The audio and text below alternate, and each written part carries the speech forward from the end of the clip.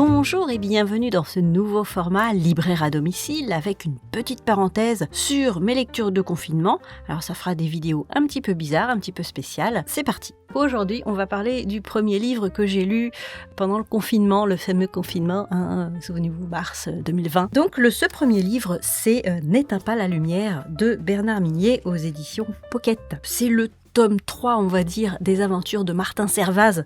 Martin Servaz qui est un personnage récurrent des romans de Bernard Minier. Alors pas dans tous, mais récurrent quand même. Sachant aussi que le tome 6 des aventures de Martin Servaz est sorti juste après le déconfinement.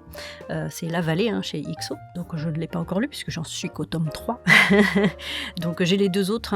J'ai Sœur et Nuit aussi à lire bientôt avant de m'attaquer à La Vallée. Voilà, donc on va parler un petit peu de ce livre. Dans ce livre-là, N'éteins pas la lumière, qu'est-ce qu'il se passe? On a donc une femme qui va se marier bientôt, et la veille de Noël, elle reçoit une lettre dans sa boîte, une lettre de suicide, mais elle ne sait pas du tout qui a écrit cette lettre. Et puis bon, elle en parle à son futur mari, elle en parle à la police, mais les gens disent c'est bizarre quand même, vous savez pas qui c'est, est-ce que c'est pas vous qui l'auriez écrite par exemple, enfin bref. Et à partir de ce moment-là, à partir de cette lettre, tout va partir en vrille dans sa vie. Sa vie bascule. Ses amis et son futur mari s'éloignent d'elle, elle reçoit des menaces, on l'accuse de harcèlement, et au fur et à mesure, elle va finir par tomber très très très bas. Parallèlement à ça, on a donc Martin Servaz, on se demandait où était passé Martin. Donc Martin Servaz, il est en maison de repos. Parce que ça l'a beaucoup chamboulé, la perte de la femme qu'il aimait. Alors ça, on ne l'a pas vraiment lu dans le tome 2, on sait que... Alors, c'est spoiler, si vous n'avez pas lu le tome 2, arrêtez la vidéo là, et reprenez-la plus tard. Donc, sa femme, c'est pas sa femme, son ancienne petite amie qui est redevenue sa nouvelle petite amie, s'était fait enlever par son ennemi. Et entre les deux livres, entre le tome 2 et le tome 3, on reçoit son cœur. Voilà, il reçoit son cœur dans une boîte et là, il sait qu'elle est morte, quoi.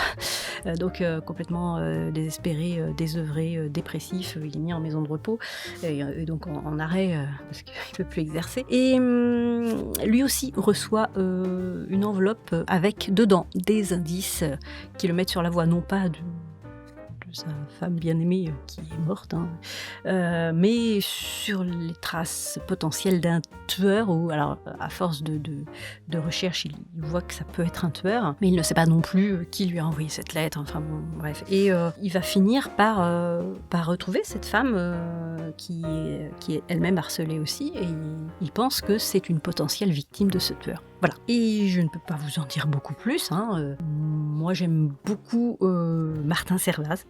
Comme beaucoup de lecteurs et lectrices de Bernard Minier, j'aime beaucoup Martin Servaz parce que c'est un personnage torturé. Et c'est bien aussi ce genre de personnage-là. Mais il est torturé et seul, quoi. Je sais pas pourquoi on s'attache à lui finalement, parce que il est même pas forcément sympathique, c'est plutôt un gars grognon et tout, mais voilà, on s'attache à Martin Servaz. Alors c'est aussi à cause de son passé, j'imagine, Là on en parle un petit peu moins de son passé à lui, et puis on a envie d'en savoir plus aussi sur ce qui s'est passé dans son enfance, etc.